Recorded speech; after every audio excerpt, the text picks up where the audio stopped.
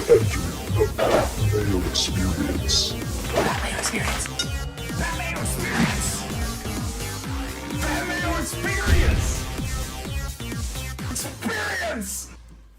Welcome to the Pat Mayo Experience presented by DraftKings. Valero Texas Open.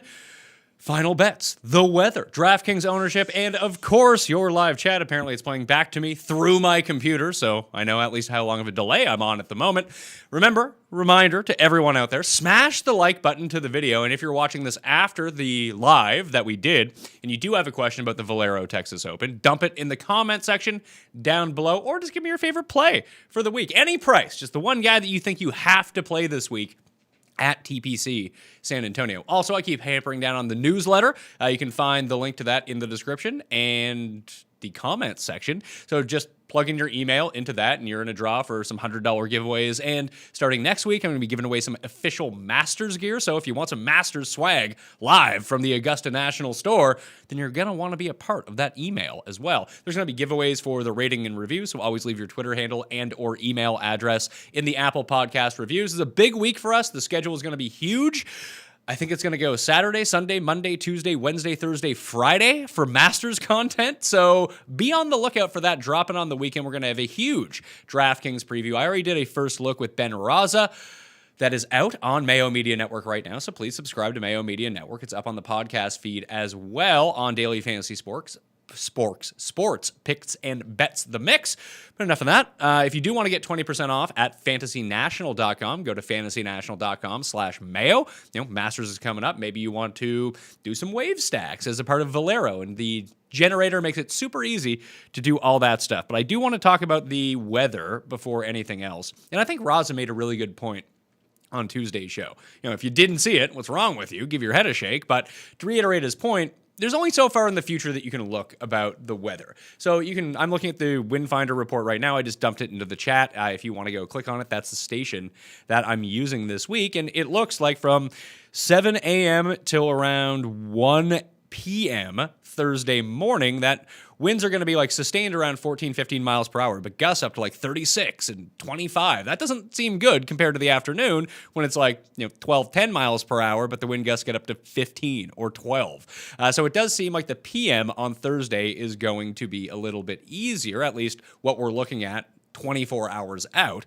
But Roz's point was that stuff can always change. So I'm looking at Friday, for example, where the afternoon actually looks it looks worse than the morning, put it that way. Not quite as bad as Thursday morning looks. Gusts up to 17 miles per hour, sustained wind around 16. So the gusts aren't as big. And gusts are really what you're looking for when you're looking at the wind. So if there's a huge discrepancy between gusts and the actual average wind, then guys are just going to get thrown off with a lot of their shots because wind comes out of nowhere that they can't anticipate. But trying to project out weather 24 hours in advance for even tomorrow morning is tough because all that stuff could change. Really banking on knowing what the weather is going to be like Friday afternoon, super tough because that shit changes all the time. So I think just trying to project out Thursday, and the more you can wait on it and the closer to actual lock you can get, probably the better. But the way it's looking at right now, that I wouldn't say, don't play your guys in the AM because a lot of guys that I like are in the AM wave. I'm going to play those guys in my lineup. I have bets on them already. Probably should have waited on that one, but this is where we're at. But I will play a few teams that are PM AM stack exclusively. It's not going to be all my lineups. If I play 20 this week, I haven't built any yet because I'm waiting to see more of the wind. That I'll probably go 5 of 20. And when I play in the 3 max, the Pat Mayo Experience Listeners League, which is not full as of yet, I want to get 5,000 spots for next week. And if we don't fill this fucking one, then we're not going to get that. It's rake free, people. If you're playing on DraftKings this week, you hit the description of the video or podcast and you find the link and you go enter 3 times, okay? But for that 3 max, I'll probably dedicate one of those lineups to the PM AM stack. And maybe I'll check in at 9 o'clock tonight, or I'll wake up at 5 o'clock tomorrow morning and see that the weather is completely flipped because that's happened before. Just continue to pay attention to it. But as we're looking at right now, I'll probably stack my first round leaders. When I release my cheat sheet later today, I already played some because I'm an idiot and didn't look at the weather. But I didn't play that many, so I do have room for a few more first round leaders. But they'll probably all come from the afternoon wave on Thursday just to try to give myself a better chance. And let's just say Friday is equal in both sides guys play exactly the same. But you can get a stroke and a half difference on Thursday. Like, that is pretty significant when you look at how all this shakes out. You get like a 2-stroke advantage between the AM and the PM. That's massive. Like, that's how you can swing a GPP in your favor and allow yourself more access to get 6-6 guys through. So something to consider going forward as it pertains to the win. For the actual betting card, I jumped the gun. I mean, I'm not ashamed of myself because I make terrible bets all the time. But as soon as Dustin Johnson withdrew from the tournament, I immediately went to my book and was like, oh, I got to bet all these guys right now that I was thinking about because I'm not going to get a better number. I think Jeff ended up going with the guys at the top end, probably savvy on his part.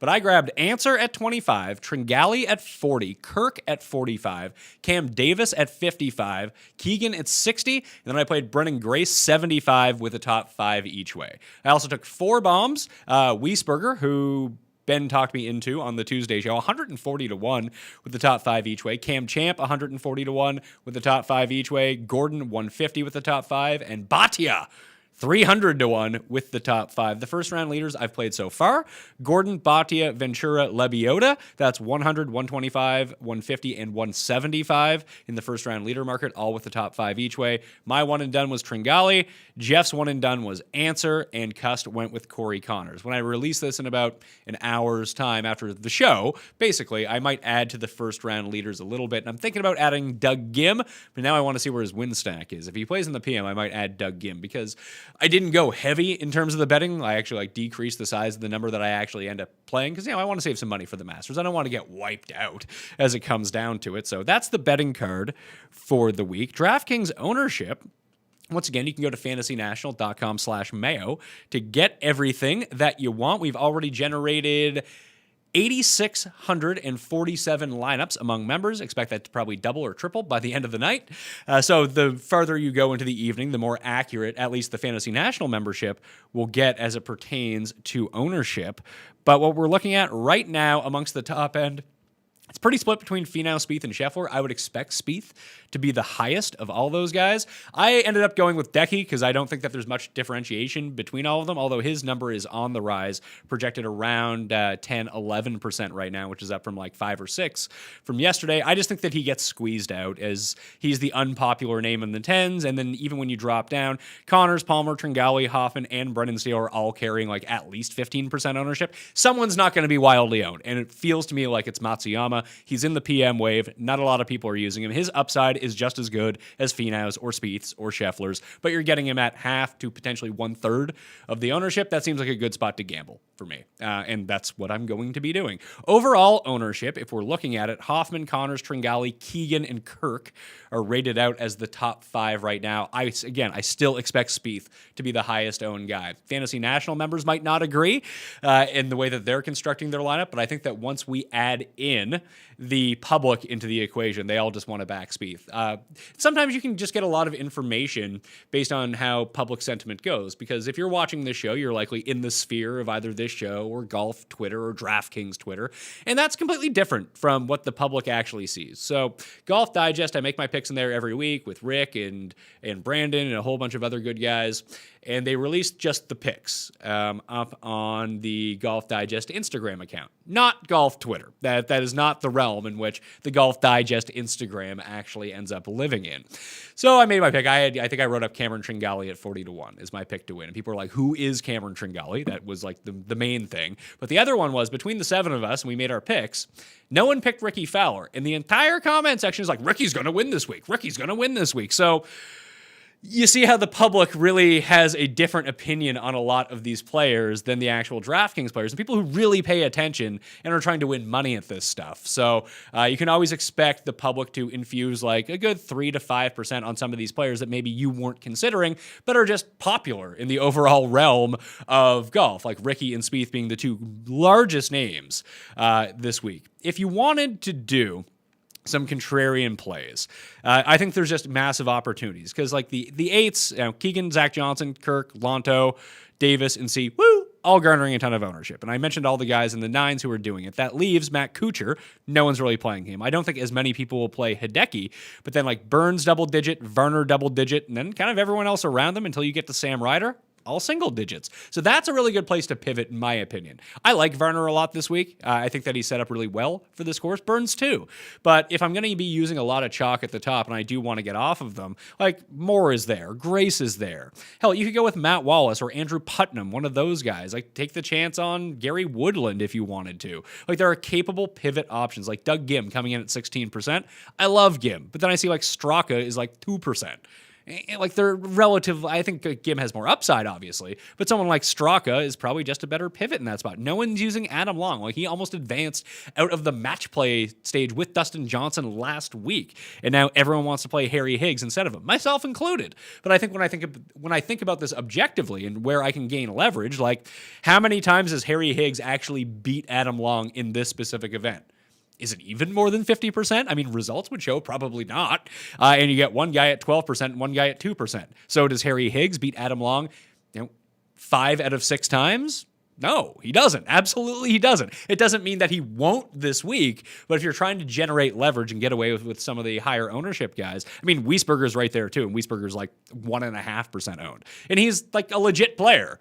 We don't always see it so much over in America, but in terms of the world rankings, like he just crushes all of these guys. Well, not so much Adam Long. He's in like the top 70 at least. So there's different ways that you can play it this week. Like Roger Sloan, I'm projecting for over 10%. I don't know if that really comes to fruition, but he'll be like, 8, 9% in the 6K level. And that's kind of it in terms of the 6K. So all of the top, you can kind of mix and match, and depending on how you do your structure, if you didn't want to use anyone in the $10,000 range, I don't think that would be the end of the world, to tell you the truth.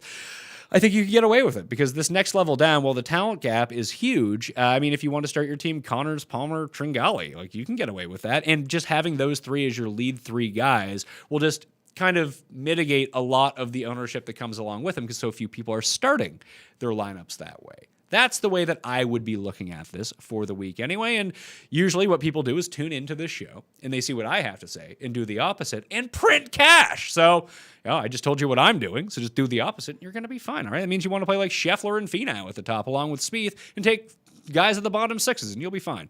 That's probably the glory path this week. I did want to go over some of the PM pairings though, because as it turns out, a lot of guys who we want to play this week are probably in the AM wave. So notable names from the PM side, if you're just isolating that stack alone and you want to take some of these names that guys that I'm playing or considering playing, and then some of the bigger names, John is a part of that. Varner, Ben Ann, Damon, Champ, and Finau, Kuchar, Hideki, and Phil, Putnam, Lonto, Adam Long. Who else? Charlie Hoffman, Cameron Tringali, Bhatia is a part of that. Matt Wallace is in that grouping as a part of the PM wave. Will Gordon is a part of the PM wave. Some good news for my first round leader bets, at least. Harry Higgs is a part of it. Patty Harrington, Sam Burns, Martin Laird, Russell Knox, Jim Furyk, Nick Taylor, Munoz, Hadwin, Pat Perez, Zach Johnson, the Gim Reaper. He's a part of the PM stack, so I guess I will end up betting him. Throw him on the card, 90 to 1 or wherever the fuck he is. Lucas Glover is a part of that wave. Christoph Ventura is a part of that wave. I got lucky. Lebioda is a part of that wave. And Johnny Vegas as well. So all guys that I bet first round leader are actually a part of the second tier wave. So I don't feel as bad anymore. So big names that are a part of the AM wave. You got Percy. Wiesberger is actually the first man out on the course. That's not good. Who else do we got here? EVR, Duffner, Garnett, Armour, Willett, Hearn. Spieth must be a part of this wave. Answer, Fowler, Woodland, Scheffler, Cam Davis, Ben Martin, Keegan Bradley, Brennan Grace, Brennan Steele, Kevin Chappell, Aaron Wise. Where is Spieth? I'm trying to look up Spieth now. Where is he? They are not making this easy on me in terms of trying to find people on this sheet. No, Spieth is a part of the early wave. He goes out at 8:09. He's playing with Ryan Palmer and Corey Connors. So, Scheffler, Spieth, Connors, Palmer, all Keegan Bradley, all going to be exceptionally chalky. Chris Kirk is out in that morning too. So if they get hit hard, maybe they won't. But just saying that those are probably guys to leave off of the PM AM stack. And then you just get away with a lot of ownership too. Answer and Cam Davis as well, with Doc Redmond as a part of that wave. Sam Ryder, one of the chalkier players in the sevens, that would be reason enough for me to get off of Sam Ryder this week, to be perfectly honest with you. If the weather keeps up as it is, that I didn't like his ownership number anyway in the low sevens, and now it looks like he's a part of the bad stack. Ryan Moore, also one of the first people on the course as well. Now, guys are going to make it from this wave, and maybe they'll be a part of the optimal lineup. I don't know. But you're just trying to give yourself the best chance to succeed this week, and just looking at the weather once again, that's the way that I am seeing it at the moment. So probably just stack the AM-PM wave, and you'll win all the money by doing the opposite of me, all right? Let's get to the live chat. Lance Becker, hardly knew her. First up in the chat, I'm ready to be hurt by Doc Redmond again at this price. Can you please talk me out of it? Yeah, he's not good. That's a real issue and hasn't been good. So you probably don't want to use Doc Redmond. Maybe he's a part of that terrible wave. That could always be something. Doc Redmond. Yeah, Doc Redmond is the second guy on the course tomorrow morning at 7:36 a.m. Eastern time, playing with Shank and Norlander. So that's another feather in his cap to not play him. He just hasn't been good. He's like, you hope with some of these guys that the ball striking remains the same, and then the putting ends up coming along. But just looking back at what Redmond has been doing, there's not a lot of positive signs. The ball striking, yeah, if you look at past 50 rounds, it's been good, because that's taking into consideration a lot what he's done this year. Because when you only play 2 rounds per event, your history goes back a long ways when we're just looking at past 50. He did gain on approach at the Players. That's tremendous news.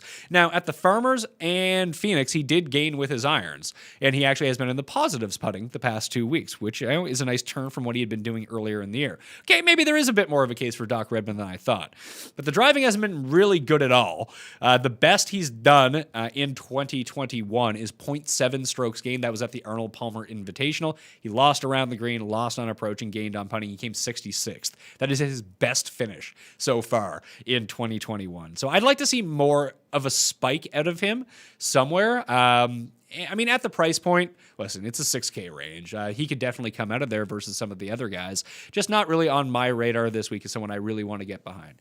Any interest in Andrew Landry this week? I should have interest in Andrew Landry. He's won this tournament before. I like Andrew Landry by and large because I feel like he does have winning upside. It's always just tough with him. Did he make the cut? I think I bet him to come top 20 at the Players, and that did not work out. No, he missed the cut. He's lost on approach in 1, 2, 3, 4, 5, 6, 7, 8 consecutive events. That's not great. So how is his, when he won the Amex, at least he had a bad Sony and a bad RSM, but before that he had flashed some consistency in the ball striking both off the tee and with his irons. Let's take a look back to when he won at Valero. Yeah, he came off an event, so what had happened with him, he was second in American Express, and then he went to a lull for 3 months, couldn't hit an iron to save his life. Then all of a sudden, he reemerges at Heritage, gains 1.1 off the tee and almost 6 through approach, lost around the green, lost putting. But then the next week, he sustained that, gained a bunch driving, gained even more on approaches, was positive on the putting, and boom, he wins Valero. So at least you saw something out of him before that. And even before his dry spell before it, he had been gaining both off the tee and with his irons. We're just not seeing that from him at the moment. The off the tee is okay, it's slightly above average, but the approach has been really bad. I think you can do crazier things than take someone with a good course history in the 6K range versus other scrub options. So I don't hate it. I actually do have him starred on my list right now as someone to consider, and I'm still thinking about it at the moment. Thoughts on Bronson Burgoon? That I have no real thoughts on Bronson Burgoon. So I probably will not be using Bronson the Goonies this week. Hey, you guys. Paul, this question's for you. You said that Paul hit with his core last year. It'd be 2 years ago at this point. What does it look like for this week? Is it still Cam Davis and Corey Connors? Corey Connors was number 1 in the model. Number 2 in the model was Cam Davis. Number 3 was Tony Finau. But at $11K, you figure he probably has to win to pay off that price tag. So I'm fading Tony Finau because, I don't want a top 5. I want somebody to win. I think you can get away with a top 5 from Finau this week. Yeah, I know. And then Charlie Hoffman was number 4. And here's the thing about Charlie Hoffman. How can we bet him first-round leader at the Masters if he doesn't win this week? Because he's not in the field. That is a very good point. Charlie on the scene this week. What does he have to do to get into the Masters? Win. Okay. That's the only way that you can get back in now is actually win this tournament if you're not in already. Charlie Hoffman. Charlie Ho. Yeah, so it's Connors, Hoffman, Cam Davis are my core. And then I've got sprinkled in cheaper guys. I got a little bit of Keegan, a little bit of Sam Burns, and then the cheaper guys are like Ryder, Straka, Harry Higgs. I know it sounds pretty chalky, but at least I'm fading the tops, so maybe that'll work out. Yeah, I think so. I mean, or maybe my model just got lucky 2 years ago, and it's going to be complete trash this week. Well, you had Connors as the late ad, and that was like the key to your success because he ended up winning. I think you had Siwoo too. Yeah, I can't really recall, but it worked out last time. There we are. Michael asks about Brandon Heggie. He finished second at the Honda and is good off the tee and around the greens. That actually is true. He is good off the tee and has been really good around the greens. But his results are really weird. Like, he was in the mix at Amex, and he ended up coming T21. And he kind of blew it at Honda and then had a really nice Sunday out of contention to somehow just come in second when everyone else wilted. So that's a positive. He played Corrales last week and missed the cut, though. He played in Puerto Rico and missed the cut. So it's kind of strange. How did he do it Safeway? Made the cut at Safeway, lost 6 strokes on approach. His approach game can go south so quickly. I don't hate him, though. What's his price? $6,700. Yeah, his approach game, by and large, is not very good. He's a pretty good putter, and he's very good off the tee. I think that's and good around the green. I think that's a good enough formula to take a chance on someone down there like that. So I don't think it's a lock of all locks, but I think thank you for bringing Brandon Heggie to my attention. I hadn't even really been considering him. I like it. Thought on Vince Wally. Oh, good God. I had no thoughts on Vince Watley. He's $6,100. A lot of deep questions here. He's made 3 cuts in a row? Huh. How about that?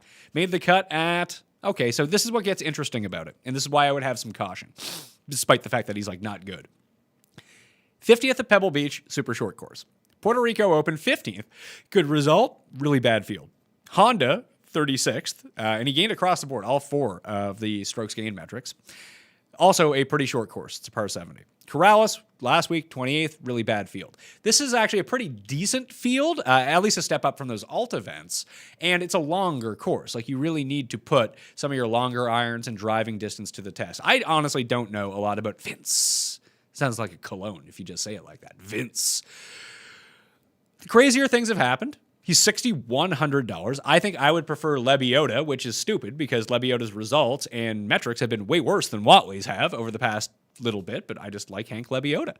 He's one of my guys, and I think when he gets it going that he can be all right. But I don't, out of all like the $61, $62, $6,000 guys, like I don't usually go down that low, to be perfectly honest. If you want to take that chance, like stuff does point to him. How is his driving distance? Look that up. So his driving distance is well above. Huh. So he actually always gains on the field in driving distance. Doesn't hit a ton of fairways, but that can be okay at this course. What if we go back here? How's his around the green game? Around the green game, historically, not good, but has been a lot better basically since the new season started. He's gained in most of his events around the green. The putting can be hit or miss. The irons can be hit or miss, obviously. Huh. Interesting stuff. Maybe he can get it going here. The chat is great today. They're just bringing people to my attention I wasn't even considering. So thank you, Milton, for telling me about Vince Whaley. Thoughts on Brendan Steele's chances to win this week? I don't know, like 3%? Be my guess. Adam Hadwin has a new swing coach, and in his first tournament with him, did a T8 at Honda. Do you like him this week? Well, his swing wasn't any good at the Honda and hasn't been any good. The irons haven't been any good. He is chipping and putting like he is vintage Jordan Spieth. Maybe that's good enough at this field in this course, and no one's using the guy, but I just find it so hard to put a lot of stock into someone who is doing everything with their short game and nothing in the ball striking department. Those just aren't the guys that I tend to play, so I'm out on Adam Hadwin here. One and done thoughts. Hoffman, Steele, or Spieth? It's a good time to use Hoffman or Steele, to be perfectly honest with you. How many times are you going to get the chance to use them? Spieth probably has the most win equity, obviously, of the top of that bunch. But there are other spots that you can use Jordan Spieth if you really wanted to. You could use him in a major where he's probably not next week at the Masters because he will be popular. But if you wanted to use him at like the British Open, people probably won't be taking Jordan Spieth at the Open Championship. So this is a good time to burn Hoffman or Steele. They're both top 10 in the odds this week, both top 10 in win equity amongst this field, and you probably will not use them at another point. So that's the move. Finau, Bradley, and Bhatia, or Palmer, Palmer, Neesmith, and Tringali. I think I like the Palmer, Neesmith, and Tringali a little bit more. I don't love Neesmith. You can sub him out with whatever low sevens guy that you wanted, but I do like the Palmer Tringali combination just a little bit more than having to reach down to Bhatia, who I like, but like he's $6,400 for a reason, very unproven. They can probably find a safer option in the low sevens, whether it be Neesmith or someone else like a Sam Ryder or a Doug Gim, one of those guys. What kind of value do you think Bryce Garnett has in this field? He seems like he is just one extra good day away from a win. Would this be an event for that? I always prefer him at weaker fields, coastal courses, shorter courses, and this is not any one of those things. I actually have no idea how he has performed at this event in his career, but I can go take a look for you right now. Valero, he isn't part of a nice run, but yeah, just kind of look at it, like where he's done well. Didn't play well at Amex or Phoenix or Waste Management, but did play well at the Puerto Rico Open, a weak field. He was top 10 at Corrales, a weak field. He was top 25 at the Honda, a short coastal type course with a lot of wind, and there could be a lot of wind here. Valero over the years, Valero, 80th, 65th, 30th, and 31st. That is 18, 16, 15, and 2014. So he's made the cut, never really done anything here, and he's probably one of the better stretches he's ever been on in his career. Not for me. I would probably shoot for someone with more upside in a field like this versus taking Bryce Garnett, who does his best work historically at the same places over and over. My favorite guy is back. What up, Pat? Love the content. Hadwin and Gordon or Steele and Bhatia in a large field GPP. Well, you have guys that I like I like Steele and Bhatia, and I like Steele more than Hadwin, so that's the move. I do like Will Gordon, though. But kind of the case that the viewer made out about Haggy earlier is kind of how's Will Gordon around the greens? I feel like he isn't good. That Haggy's around the green work could really work out in our favor here. Yeah, bad around the greens, although Will Gordon is a very good putter. And the approach tends to be a bit more consistent. Well, not great. And the pedigree on Will Gordon's a little bit better. So somehow you can go with Steele and Gordon. I would like that. But for the moment, Steele and Bhatia. Once again, if you're watching right now, smash the like button to the video. Get your questions in right now. I'll be releasing my cheat sheet later today. And again, if you want to get for some master swag or get in a draw for $100, the email newsletter is in the description of the video. It's up on Substack. So punch in your email address and takes 5 seconds. Then you get in a draw for some swag, official master swag at that. I would highly recommend you do that. Oh, also, Fantasy Baseball Picks and Bets, the win total show for AL and NL plus the awards are already out on Mayo Media Network, but content starts every day if you're into baseball. I highly suggest you subscribe to that podcast. You can watch the videos up on Mayo Media Network as well, but it's going to be daily and it's going to be short, like 15 minutes per day is going to be the entire video podcast. It's going to cover DraftKings, betting, and other things, injuries. It's basically just an info drop, what you need to do to get you ready, and it'll be out the night before as well, so you can always just go to whatever site that you prefer. I recommend ftndaily.com. If you use code Mayo, you get 20% off the baseball package right now, and that includes the optimizer.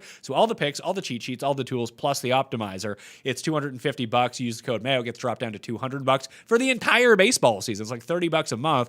Most optimizers cost more than that. So you get the optimizer plus everything else with code Mayo. So if you're into baseball and you want to win some cash this year, it's probably the best way to do it. It's no guarantee you're going to win, but at least you put your best foot forward. It's like becoming a member at fantasynational.com for golf. /Mayo, get you 20% off, and you just have all the tools and all the information at your fingertips, and you can use them in any way that you want. So it makes life a whole lot easier if you're trying to win money doing this. Smash a like, though, and subscribe to that email. Those are the two big things for today. And play in the Listeners League. We need to fill that shit. Do you like Lashley this week? Nah, pass. If you play on DK every week and you don't play the 3 entries in the PME Open, you need to seriously give your head a shake, pal. This EV doesn't exist everywhere. Michael Singh is right. There is no fucking rake in the PME Open, so you might as well play. It should be the first thing that you enter. It used to be. It used to fill by Monday afternoon. Now no one wants to fill it anymore. No, what's wrong with you people? Thoughts on Chase Seifert? I always love Chase Seifert, but I'll probably be out this week. Does anyone think Fowler will get it done? The public does. The sharp people do not think that Fowler will get it done. Whatever happened to Hank Stenson? What an epic fail. I mean, the guy's old. Can't take his accolades. He's too old. He'll get it back together. It probably just won't be soon. We've seen Westwood have this career resurgence. I mean, even Phil in his late 40s ended up getting it going. I think Stenson's 44 now. he just needs to play a little bit. He got hurt at some point. I mean, he was COVID affected, obviously. I don't know whether he got it or not, but that layoff did not do him well. And golfers go through ruts, so I want to see it before I use Henrik Stenson ever again. But I'm not completely out on his long-term prospects. Hey, Pat, loving the shows as always over here in the UK. Oh, hello, Jack Baker. Or is that Australian? Or is that more Cockney? That sounds Australian to me. Maybe it's more South African. I can do the South African pretty good because I'm always following around Brendan Grace, and he's going to win this week. But I don't know so much. The British accent's so classy, and I just don't have a classy voice that I really have to work on it to pull it off. My wife always gets mad at me when we're watching The Real Housewives of Cheshire. Maybe I'll just go watch Snatch again and just hear the non-Brad Pitt people talk. I think that's more of a Cockney accent, though. Either way, thank you, Jack, for watching from the UK. Rate and review. If you're in like some international country, we're really making a play next week to get to number 1 on the iTunes charts. And I think we can do that because Masters Week, by and large, is just more popular on the audio side and video side, just because there's more interest in the Masters. So save all of your ratings and reviews for the Pat Mayo Experience, and I'll start giving people money to do this too, so don't worry about that if you do it right now. But if you save it to like Sunday or Monday, whether it be in the UK or the States too, because I want to get to number 1 in the States, Canada, Ireland's always a good hotspot for us, Denmark, Portugal, China, and Hong Kong, we do really well, Australia and New Zealand, we tend to do really well too, at least the Pat Mayo Experience podcast. So even if you've left a rating and review before, if you can do it on Sunday or Monday for the Pat Mayo Experience, that should give us the boost enough along with the extra downloads that come along. And hopefully the fantasy footballers don't release an podcast, and then all of a sudden we might be number 1. So that would be great news. I really want to get there. It'd be great news all around, and it means that we can do more shows. Like that sort of thing where I can point to like us being number 1 of all fantasy and betting podcasts on planet Earth in like multiple different countries means that the advertisers will kick it up. I can pay more people to do more content, and we are good to go. So I appreciate your support on all of that. How about playing Finau and Spieth and playing the low 7s? I kind of mentioned that at the beginning. I don't hate that. It's not a terrible idea because the 9s to the 7s, well, I love Kirk and Tringali and all those guys and Steele. Like these guys go bust far more often than Finau goes bust, put it that way. So they have probably more correlation with guys in the 7s than they do in the 10s. So it's not a terrible strategy. Any love for Norlander this week? No. That guy just, he grinds my gears. Jimmy Walker, good top 20 bet? I mean, he is a top 20 bet. I don't know if it's a good top 20 bet. He's had success at this course, but that was Jimmy Walker when he was good and winning majors, not Jimmy Walker who fucking sucks now. I love Jimmy Walker. I hope he can get it back together, but I just don't see it from him. Does Chucky's 3 sticks make the cut? Probably. Sam Burns, first round leader? Those aren't the odds that I like to take. He's like 50 to 1 to be first round leader. Nah, not for me, but he does like it. You like Gim and Burns this week? I do. They're all right. Hoffman or Palmer? I'd go Palmer. Is fading the 9K range a good strategy? Yeah, if you want to get away from a lot of the ownership, absolutely. I think I've heard from you or someone else feigning golf handicapping credibility that wind gusts play a bigger factor than consistent wind with looking at the forecast. Does that sound like a thing? I mean, I said it already in this show, so I'm going to say yes. Playing anyone named Sam this week is burning cash. Okay. I like Nick Taylor this week. Do you think his game is? I think his game is very similar to Andrew Landry's. I would actually back you up. He was still one of the guys on the short list that I had. Yeah, he's very good off the tee. His irons can get going. I can see it. Danny Lee is sneaky play. Every 10th tournament, Danny Lee is a sneaky play. When the random time that he decides to show up, this is the sort of field where he would do it. Tends to play well in harder conditions. He does have the bad end of the draw, though. Will Gordon, 150 to 1. I hate myself. I'm there with you, pal. I got Will Gordon, too. Thanks for the content, Pat. Just joined the newsletter. Thank you, Ryan. Everyone else should join the newsletter, too. Thoughts on General Patton this week as a lineup filler in the low 7s. I think there are better options than Lonely Keziah this week. What's your Mount Rushmore of N64 games? We're here to talk about golf. I'll do an AMA show at some point. We can get that going. Those sorts of questions. Maybe that's something I can do for an email. I'll send out the newsletter. You guys can fire back with the questions in that comment section. That's what I can answer for you as an AMA. Good for like content when I'm on vacation. Thoughts on Hal? It's fine. T-Dunks is my model warrior money pit lately. Will he pay off now that I've soured on him? Probably. I thought he was going to make a run at Corrales last week and just never came to fruition. And it just kind of sank when the winds all kicked up. Yeah, not for me. GG Spawn, top 10 at Safeway this past year. 600 to 1 seems stupid. Michael Ruvolo. Ruvi, I know you love JJ Spawn. That actually is kind of a compelling case, though. Spawn was doing all right last week, too. It seems like he has one bad round that takes him way out of contention. I would be more willing to throw a top 20 on JJ rather than, let's see what Spawn's top 20 odds are. Spawn top 20 is 12 to 1. Like, that's not horrendous. I could get behind that. I mean, 600 to 1. Like, what do you throw $5 on it and you win $3K? I buy cigarettes that cost double that. So, I don't think it's a horrible bet if you want to bet someone with a pulse at 600 to 1. I don't hate it. Put it that way. Lucas Glover seems to be playing better. Burning any money there? I thought about it. Probably not going to do it. Decky or Finau in the one and done? I'll probably go Hideki, although I will admit that Finau is the far safer option, but it just seems like a week where very few people are going to be using Hideki. Zach Johnson this week, he's been playing really well. I mean, really well is probably a stretch. He's okay. Thoughts on Vegas this week? Like Vegas, he's fine. Number 1 off the tee in this field over the past 50 rounds. Does Byung-Hun An as first-round leader have any value? I mean, none of these golf bets actually have any value. Let's be real here. You're taking a shot in the dark for something you hope happens at odds that probably do not reflect what their actual odds to be. That's the golf gambling market. You have to live with that. Not a lot of value, per se, when it comes down to golf betting. Sure, if you want to, go for it. I'm not going to stop you from doing it. What are your thoughts on John versus Ryder and Gim in that price range? Gim, then Ryder, then but Gim and Ryder come with a lot of ownership on DK where Hunt does not, so I'll probably be using Gim and Hunt and not Ryder. Bad around the green can win. Just have to hit every green in regulation like Corey Connors did. I agree. It's just like this course can play really difficult, but if you're playing well, it's super easy. As we've seen with some of the winning scores, -20, -18. That doesn't reflect a very difficult course, yet it has the third most triple bogeys or worse since 2010 of any course on the PGA Tour. So some guys play it really badly. If you're not going well, it can get really tricky for you. But it also, like, another thing to speak to Corey Connors, it has one of the highest one-putt percentages of any course on tour. So it actually benefits bad putters by and large. It closes the gap between good putters and bad putters a little bit too. So, yeah, if you're striking the ball well, hitting your fairways, hitting your irons well, just hitting greens in regulation, you're going to do really well at this course.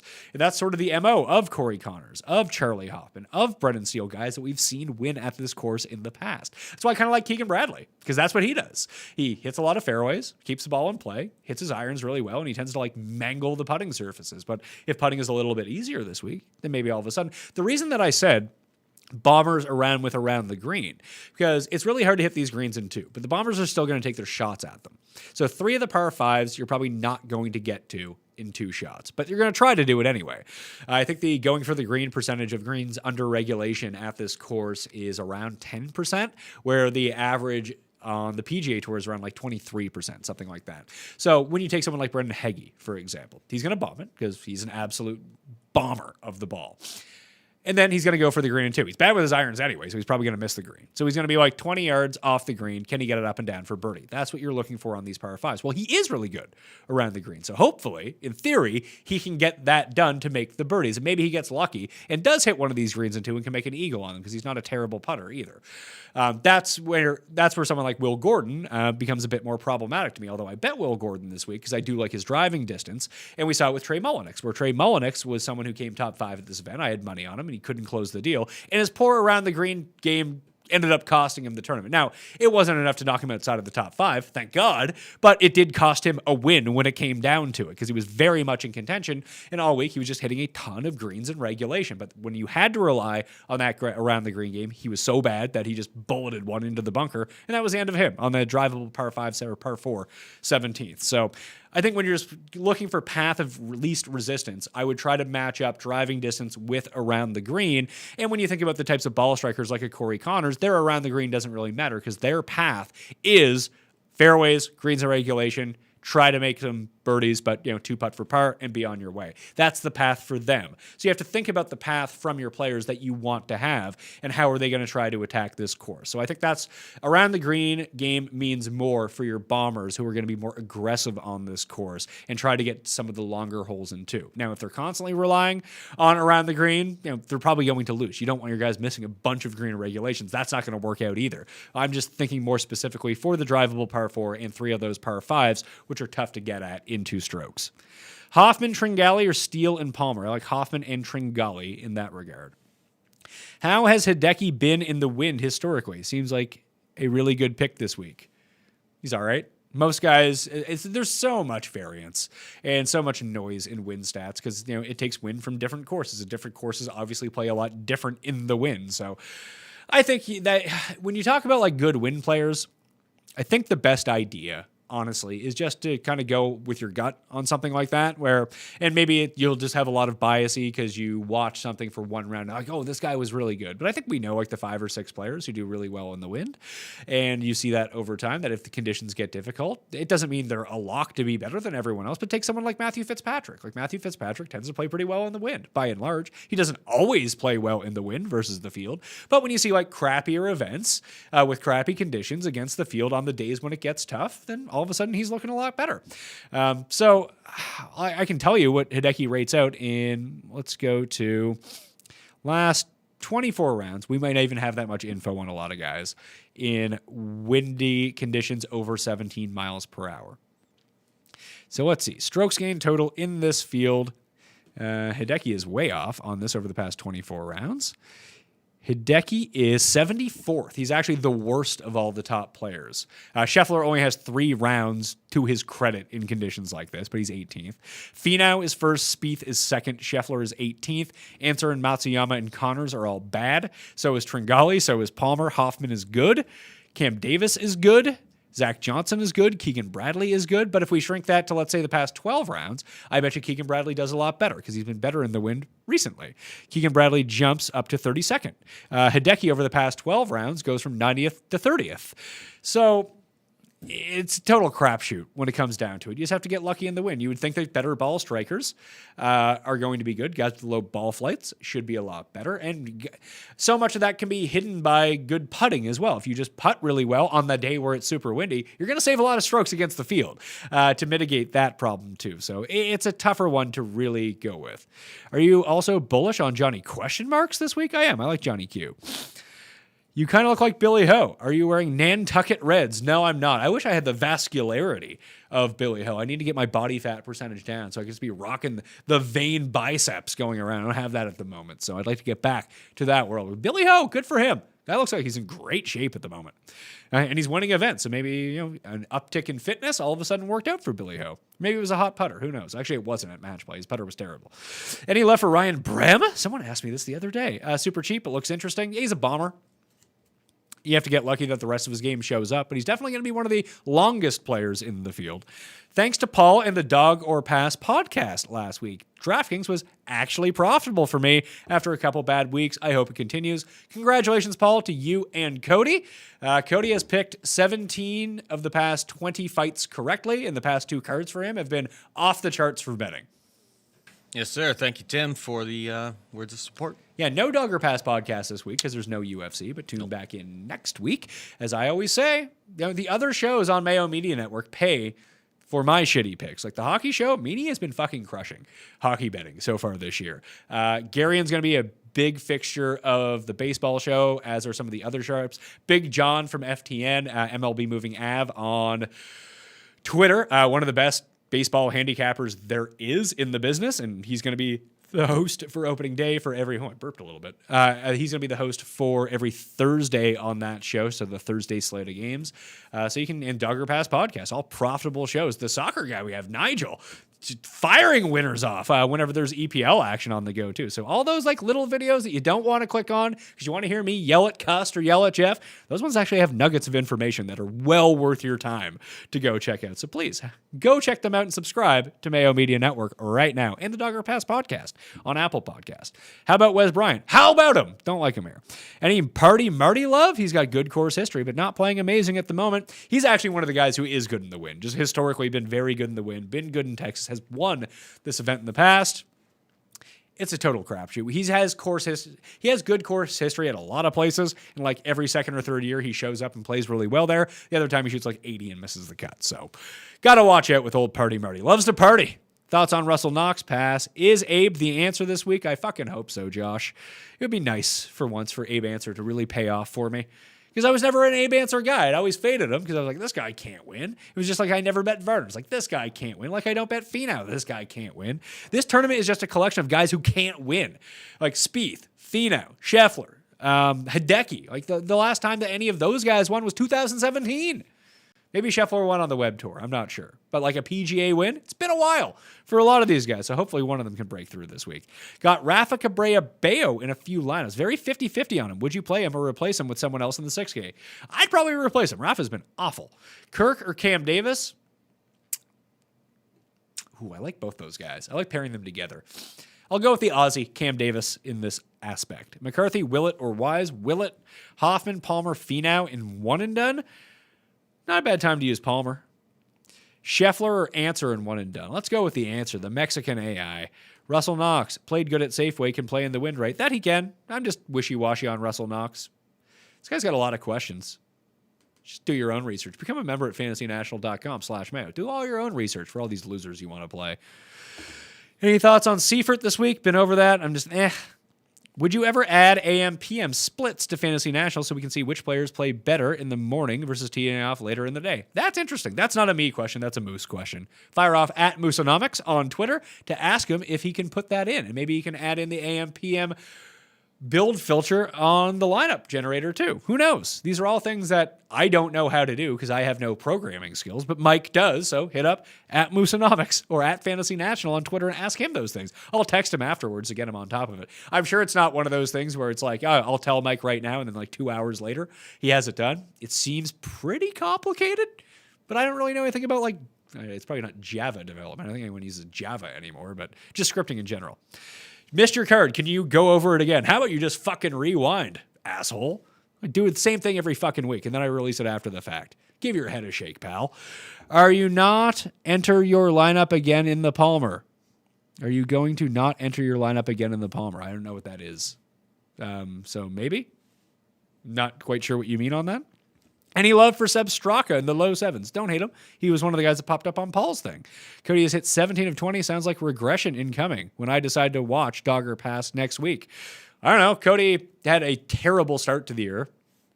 So I think it's like a swing back in the other direction. But this is more in line with what Cody does generally.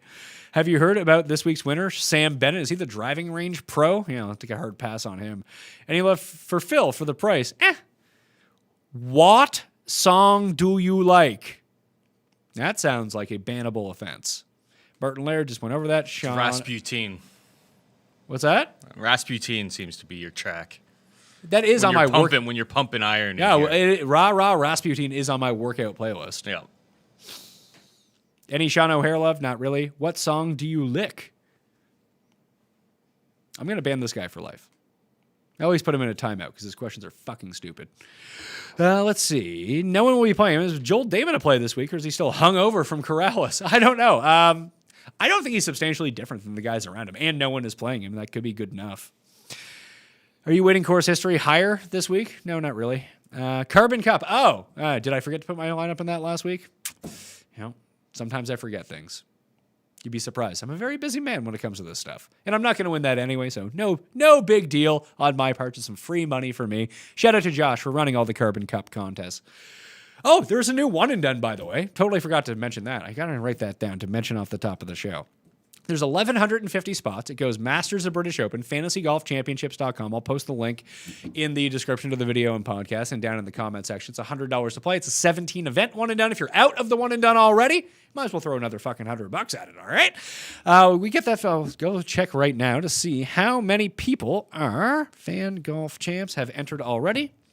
There's already 300 people in it out of the 1,150, so that's going to fill very quickly. Highly recommend you go get your spot right now. It's $100 for the contest over 17 events. You do the math on that. It's just over $5 a week. So probably something you want to get into. Who did you take for your one and done this week? I can't tell you that. I'm playing against you. And for the show one and done, I picked Tringali. So that's where I'm going with versus Tim and Jeff. Probably not going to be my pick maybe it will be my pick. Who knows? In the giant race for the Mayo Cup. No one banned for life this week. I put a guy in timeout. I feel like I've weeded out all the jabronis that come in that get banned for life. That's the whole point of banning the people for life. People now with their questions, they're good questions. I like answering them. And that's the whole point. You weed out the idiots You tell them to go fuck off. Then they don't clog up the chat with their nonsense, and then everyone's questions are good, and we can roll through this. It makes it more of a show. Pick 2 of Kirk, Davis, and Bradley. Kirk and Davis. Great work, Pat. Palmer or the Triangle Man? Tringali. I'll go with Cam Tringali. I'm the new one and done. My other one is dead. I think, I'm in the new one and done. Not, I am the one and done. You're like, Thanos, you are inevitable. I am inevitable in the one and done to not make the money. So remember that. But thank you for joining, Parker. Fantasy National banned models with more than 15 conditions. Am I the only idiot that was annoyed by that? Supposedly there were only 20 of us slowing down the server with our 30 condition model. Yeah, you're like 0.001% were jabronis enough to look at like 30 different stats in a condition model, and it crashed the fucking site. So yeah, you can quit the site if you want to go more than that, but you don't need to, put it that way. Talk to Moose. There might be a way that you can do that in the sneak peek section of Fantasy National. I don't know quite how to do it, but I think the server over there, since fewer people use the sneak peek section, although it's an awesome part of the site, people just never click on it. I think you can potentially get it done over there. I'm not entirely certain of that though, but there's no reason for you to be loading in 30 stats at a time. No reason. Thoughts on Grayson? Sig. Love the name. Gotta say that. Fowler top 10? Question mark. What, top 10 last place? Sure. Go with that. Ben Ann or EVR. Oh, God. I like when you give golfers... No on both those guys. I like when you give golfers nicknames. Can you call Burned Wiesberger Burnt Cheeseburger from now on? Why don't you leave the nicknames to me, because that's fucking terrible. Awful. You're worse than Jake Seeley at nicknames. What else do we got? When do you start your research for the week? When the field course comes out on Friday? I mean, I released my first video on that. When I record my first look video for the week, that is my initial research. I do a little bit before to familiarize myself with who's in the field, look back at what I've written in years past. I actually think, Paul, I'm going to throw this out to you now. I threw this out to you a little while ago that I'm thinking about writing a book. I don't know if I'll have the time to do it, but I'm just curious about the interest in something like that. So like in December, I would release a book, like an ebook, I'm sure, and it would basically be every tournament for the upcoming golf season with like write-ups and everything, stats, past history, a recap of like the last 3 years, what to look for at that specific event. And people can just buy the book and then they'll have all the tournaments throughout the course of the year. Do you think people would be interested in that? Because I would, as a consumer. I would like to have that at my disposal. But it's just going to be like your write-ups basically from year to year on courses?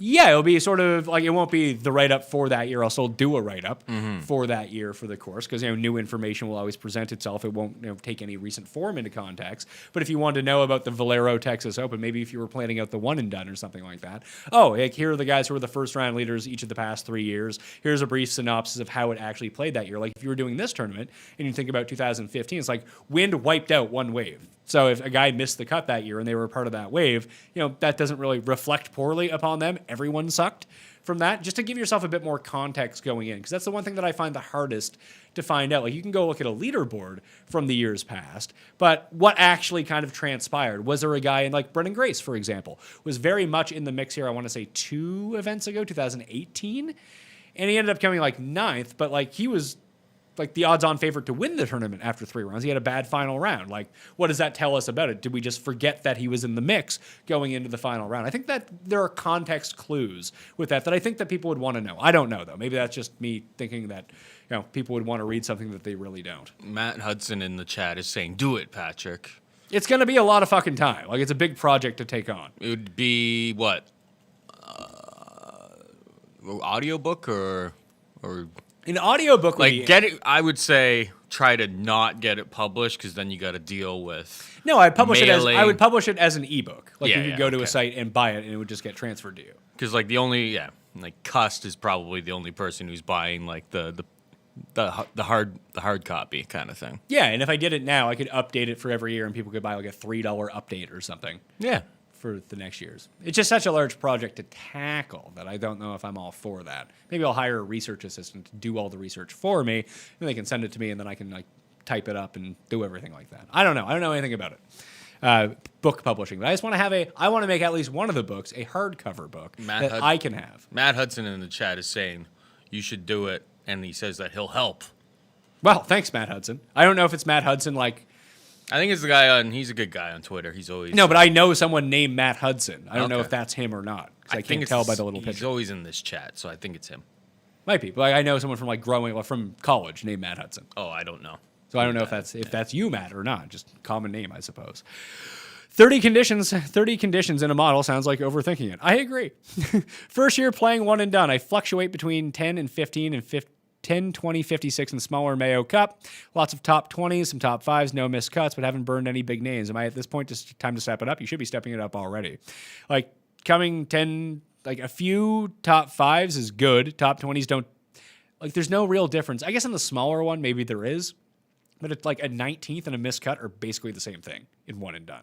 You need basically a top 3 in order for your guy to really count that week. Ending some lineups with Gim and Ha, smart ending in the bottom 7s. Yeah, I can see that. Hi, Pat. I have access to the Masters patron shop. Let me know if you and Jeff want anything. They have the taste of the Masters again this year, which is all good. Good food with the cups. I have the cups and I have the food. That might be a part of some of the giveaways because I have a whole bunch I have bottled water from Augusta. I have the Masters cups that I gave Cust. I still have more of those. I have bags of chips from the Masters, which I can package and send away to people as well. So I got a lot of that stuff. Thank you, though, Ian. Reach out to Jeff on that front because I think I have everything that I want for the moment. Thoughts on Batia? I like him. Like Warren Sharp's NFL rep. Yeah, basically. Yeah, very much so like that. Something that I buy every year because I love reading is Warren Sharp's NFL wrap that I could have that for the year. I'll have to come up with a different angle than stuff that's already out there, but I feel like people would want to do that. Maybe I'm wrong. Any love for Fort Knox at 100-1? Yeah, I already went over Knox. Not really.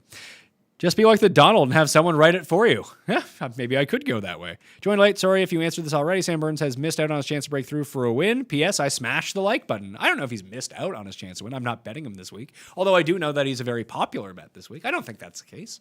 I think he could most definitely win here, for sure. Any more questions? You got a minute to dump them in about the Valero Texas Open. Of course, we're going to be doing this chat again next week. The Masters is almost here. FantasyNational.com. If you get the weekly membership today at FantasyNational.com/Mayo for that 20% off, it'll cost you $7. You'll get all the tools and stats for Valero, but since it's a week, it'll take you through Wednesday next week. So you'll have all the tools and stats for the Masters as well. So do the 2-for-1 deal right now, Valero and Masters all in one.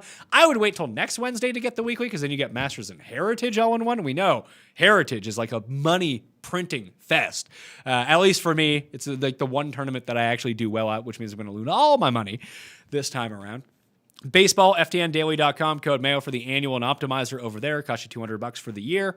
If you're interested in baseball, fantasy baseball picks and bets. The preseason stuff is all done. It debuts tomorrow on Mayo Media Network and the podcast feed every single day except Sundays because there's too much of the early slate going on with that. But it's going to have DraftKings picks. It's going to have bets, other props as well. If you want to go check that out, it would be great. I used to do a golf form book here in the UK called Elliot's Form Guide Book. Okay, well, I'm not you, Elliot. I'm Pat Mayo. I'll actually sell copies. He said used to be. Oh, it used to be. Other people did it, but now it doesn't exist. Ah, so I mean, I don't know who this Elliot is, but I'd wager that I can sell more than him. They're paving the way for Pat Mayo's info book. There we go. There you go. Is Gim on the CLU list auto bet at reasonable numbers? Yeah, why not? I'm gonna bet him. That's the last bet that I'm gonna make is Doug Gim. I've bet way too many fucking people this week, but I still see him at 100-1. If that's the case. Anyway, that's Pat Mayo Experience. Smash a like on the way out. Join the newsletter to get in the Masters swag draw. And for $100 giveaways as well. You can go back and check out the shows from earlier this week with me and Jeff and me and Raza, plus the Masters early look breakdown. And then we'll have a whole bunch of Masters content coming out very, very soon. So tune into that, all right? Thank you all for watching. I'm Pat Mayo. I'll see you next time.